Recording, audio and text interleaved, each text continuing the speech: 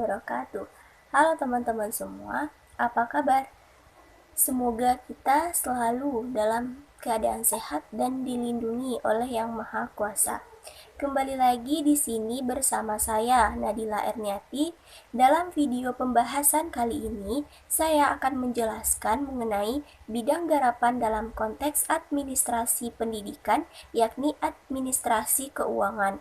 Nah, ketika kita berbicara mengenai administrasi keuangan, apa yang timbul dalam benak teman-teman tentang administrasi keuangan? Tentu, di dalam dunia pendidikan, terdapat suatu anggaran yang harus dikelola dengan baik dan digunakan untuk kepentingan proses pendidikan. Nah, terkait dengan administrasi keuangan tersebut, maka kita akan mengetahui apa definisi dari administrasi keuangan. Administrasi keuangan yaitu segala proses pengelolaan yang melibatkan semua kegiatan yang berhubungan dengan anggaran atau keuangan. Nah, jadi di sini adanya laporan keuangan serta pencapaian tujuan dan kepentingan bersama. Jadi di sini administrasi keuangan itu terkait segala proses pengaturan yang melibatkan anggaran atau secara segala sesuatu yang berhubungan dengan keuangan, mulai dari pembuatan laporan, pencapai tujuan, dan kepentingan bersama. Setelah kita membahas mengenai definisi dari administrasi keuangan, kita masuk ke dalam tujuan dari administrasi keuangan. Nah, apa sih itu tujuan dari administrasi keuangan? Ada banyak sekali tujuan dalam mengelola keuangan agar keuangan tersebut dapat digunakan untuk proses pembelajaran. Di administrasi keuangan, kita akan masuk ke dalam pembahasan yaitu tujuan administrasi keuangan. Nah, terdapat banyak sekali tujuan dalam mengelola keuangan agar keuangan tersebut dapat digunakan untuk proses pembelajaran. Ada 3 tujuan yang dijelaskan sebagai berikut. Yang pertama, meningkatkan efektivitas dan efisiensi.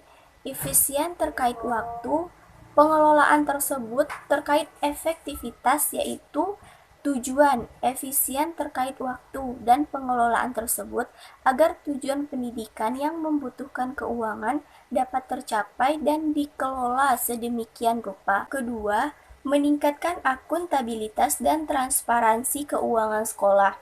Jadi di sini dijelaskan terkait dengan penggunaan keuangan. Pengeluaran tersebut harus ada bukti yang mendukung untuk apa digunakan agar tidak menimbulkan pikiran negatif dalam lingkungan sekolah maupun perguruan tinggi. Jadi di sini itu adanya bukti yang transparan dan jelas untuk apa dan untuk siapa digunakan keuangan tersebut. Yang ketiga yaitu meminimalisir atau memperkecil penyalahgunaan anggaran keuangan sekolah. Nah, di sini itu merupakan tujuan paling penting karena penyalahgunaan ini bisa diantisipasi sejak awal agar tidak terjadinya penyelewengan keuangan atau hal-hal yang tidak diinginkan. Nah, teman-teman semua, sebenarnya di sini tujuan dari administrasi keuangan sangat banyak, namun kita akan membahas 3 saja yang tadi. Yang pertama, meningkatkan efektivitas dan efisiensi. Yang kedua, meningkatkan akuntabilitas dan transparansi. Dan yang ketiga, meminimalisir penyalahgunaan anggaran keuangan sekolah. Bahas mengenai definisi administrasi keuangan, tujuan administrasi keuangan. Selanjutnya kita akan masuk ke dalam proses administrasi keuangan. Terdapat proses yang paling sedikitnya itu ada 3 langkah. Yang pertama, perencanaan. Yang kedua, penggunaan atau pelaksanaan. Dan yang ketiga, bentuk pertanggungjawaban. Nah, perencanaan yang detail mengenai anggaran atau keuangan sekolah dimanfaatkan untuk apa, kegiatan apa, pembelian apa, sehingga jelas tujuan dan bahwa sudah diatur oleh undang-undang, dan pelaksanaan perencanaan ini dengan baik agar tidak terjadinya penyelewengan anggaran yang sudah dijelaskan tadi. Perencanaan ini sebagai proses untuk menentukan tindakan masa depan sekolah yang tepat melalui urutan pilihan dengan memperhitungkan sumber daya yang tersedia. Jadi, di sini dalam pelaksanaan administrasi keuangan ada oknum yang bermain sehingga dalam sekolah atau perguruan tinggi harus mengikuti prosedur yang ada, tatanan dan aturan yang telah ditetapkan oleh negara yang digunakan secara tepat. Adanya pertanggungjawaban yang jelas adalah bukti bahwa pengeluaran tersebut sudah terjadi untuk keperluan apa saja. Kita akan membahas secara detail mengenai 3 langkah dalam proses administrasi keuangan tadi. Yang pertama yaitu perencanaan, yang mana di sini perencanaan atau penyusunan RAPBS yaitu rencana anggaran belanja dan pendapatan sekolah, yang mana harus bersifat transparan atau terbuka terkait hal-hal yang berhubungan dengan keuangan sekolah berlangsungnya dalam suatu proses pembelajaran 1 tahun ke depan, baik dari pihak sekolah ataupun semua yang terkait dalam pengelolaan pendidikan tersebut. Jadi, di sini RAPBS dapat ditempuh dalam beberapa langkah. Yang pertama, menetapkan tujuan. Yang kedua, penjabaran tujuan. Dan selanjutnya itu penggunaan atau pelaksanaan. Nah, di sini terkait dengan penggunaan administrasi keuangan itu harus ada pemisahan tugas yang jelas. Semua komponen harus terlibat dan harus memiliki kejelasan masing-masing. Penetapan penggunaan anggaran sekolah. Maka dalam penggunaan atau pelaksanaan administrasi keuangan ini harus ada petugas dalam penataannya, yang mana yang pertama otorisator, yang kedua ordonator, dan yang ketiga bendahara. Otorisator sebagai memiliki otorisasi atau menentukan kebijakan, yang kedua ordonator yaitu anggaran harus keluar, dan bendahara sebagai penentu keuangan yang akan dikeluarkan dalam dunia pendidikan, baik sekolah ataupun perguruan tinggi. Nah, yang ketiga tadi yaitu pertanggungjawaban. Pertanggungjawaban ini sangat diperlukan, sangat dibutuhkan dalam dunia pendidikan, yang mana berupa tanggung jawab terhadap sekolah, pemerintah, masyarakat, guru, ikut serta dalam hal yang berkaitan dengan sekolah atau perguruan tinggi. Yang ketiga tentang pertanggungjawaban. Tanggung jawab sangat diperlukan berupa tanggung jawab terhadap sekolah, pemerintah, masyarakat, dan guru ikut serta dalam hal yang terkait dengan sekolah atau perguruan tinggi. Karena kita semua, teman-teman semua pasti mengetahui ada banyak sekali kasus penyelewengan dana yang terjadi di sekolah maupun perguruan tinggi, yang mana kita semua harus berperan, harus memiliki tanggung jawab dalam mengelola administrasi keuangan tersebut. Nah, ada 3 petugas tadi yang telah dijelaskan, yaitu otorisator, ordonator, dan bendahara. Jika suatu sekolah memiliki petugas yang bertanggung jawab, maka lembaga atau sekolahnya akan berkembang dengan baik.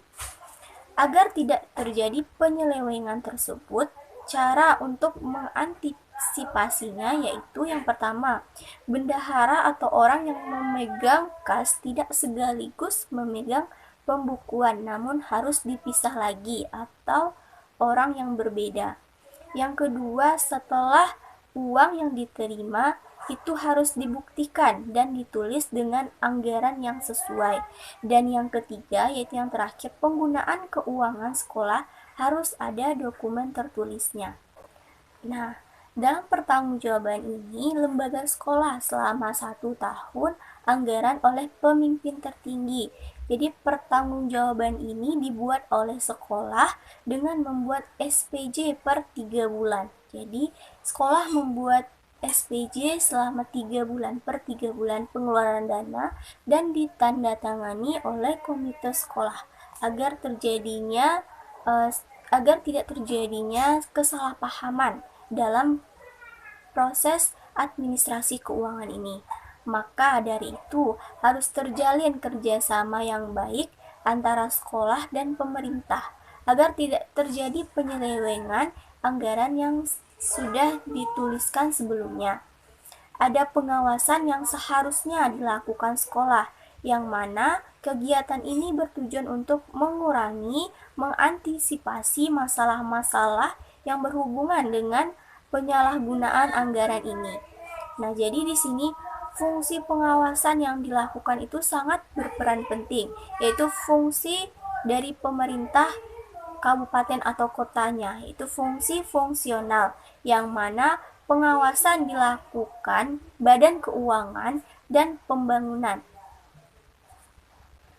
Jadi di sini ada proses administrasi itu ada 3, perencanaan, penggunaan, serta pertanggungjawaban yang harus dilakukan oleh sekolah, pemerintah, maupun masyarakat sekitar.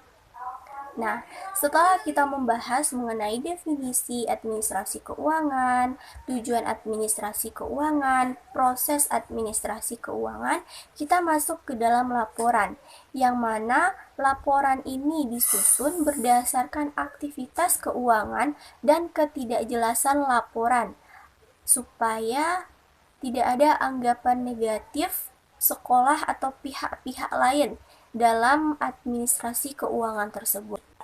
Nah, teman-teman semua, dari pembahasan tadi dapat kita ambil kesimpulan bahwa administrasi keuangan itu sangat penting, khususnya dalam dunia pendidikan. Maka, kita sebagai calon tenaga pendidik atau guru memiliki peranan masing-masing yang berbeda dalam administrasi keuangan tersebut, yang mana sebagai syarat untuk mengatur keuangan sekolah agar jelas dan tertata rapi, dan dengan adanya administrasi keuangan dapat mempermudah dan memperjelas dalam keuangan agar tidak terjadinya kekacauan tujuan, agar proses keuangan dapat berjalan efektif dan efisien. Dalam hal ini, guru memiliki peranan masing-masing yang berbeda, namun harus memiliki peran berikut sebagai syarat terpentingnya dalam administrasi pendidikan. Yang pertama, rincian dana dalam bentuk file. Yang kedua, membuat laporan. Yang ketiga, membuat biaya keluaran dan masukan baik awal maupun akhir. Yang keempat, pembagian gaji. Kelima, penetoran pajak, PPN dan PPh. Dan yang terakhir, membuat peraturan tentang arsip peraturan sekolah. Jadi di sini administrasi keuangan itu harus dilakukan dengan prosedur dan sesuai dengan undang-undang yang berlaku agar proses administrasi keuangan dapat berjalan baik dan guru pihak-pihak lainnya dalam lingkungan sekolah dapat menjalankan tugas dan peranannya masing-masing. Sekian dari pembahasan video kali ini, semoga bermanfaat bagi teman-teman semua. See you next time dalam video selanjutnya. Assalamualaikum warahmatullahi wabarakatuh.